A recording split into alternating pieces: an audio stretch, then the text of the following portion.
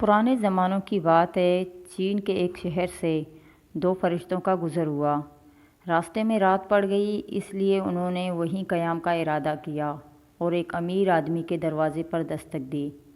وہ امیر آدمی نہایت بد اخلاق اور کنجوس تھا۔ اس نے رات ٹھہرنے کی اجازت تو دے دی، لیکن ان کو اپنے عالیشان مہمان خانے میں ٹھہرانے کے بجائے نیچے تہہ خانے میں ٹھہرایا، جو بہت ٹھنڈا، تاریک اور بدبودار تھا۔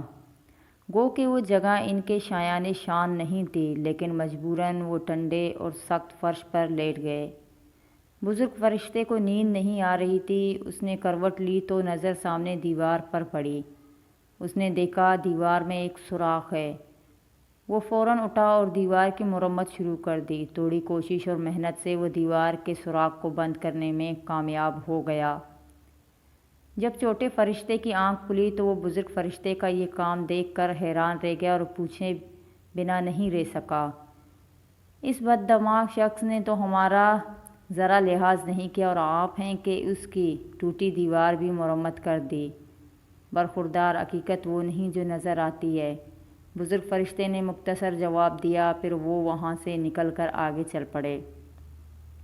اگلے دن وہ ایک گاؤں پہنچے اور رات پڑنے پر وہیں قیام کا ارادہ کیا۔ وہ ایک غریب کسان کے گھر گئے اور ان سے رات گزارنے کے لیے جگہ دینے کی درخواست کی۔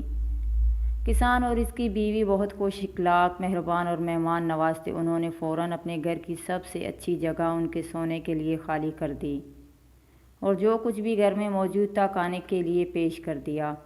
آرام دہ بستر پر انہوں نے بڑے سکون سے رات بسر کی۔ صبح جب ان کی آنکھ کھلی تو دیکھا کہ کسان کی اکلوتی گائے مری پڑی تھی۔ کسان اور اس کی بیوی اپنی گائے کے لیے رو رہے تھے، جو ان کا کل اثاثہ تھی۔ اس کا دودھ بیچ کر ہی گزر بسر ہوتی تھی۔ چھوٹے فرشتے کو یہ دیکھ کر بہت افسوس ہوا۔ آپ نے یہ سب کیوں نہیں ہونے دیا، جبکہ آپ کو پتہ تھا کہ یہی ایک گائے ان کا کل اثاثہ تھی؟ اس نے بزرگ فرشتے سے پوچھا۔ حقیقت وہ نہیں جو نظر آتی ہے، بزرگ نے صرف اتنا کہا اور وہاں سے نکل کر اپنی راہ پر چل پڑے۔ بتائیے، آپ نے ایسا کیوں کیا؟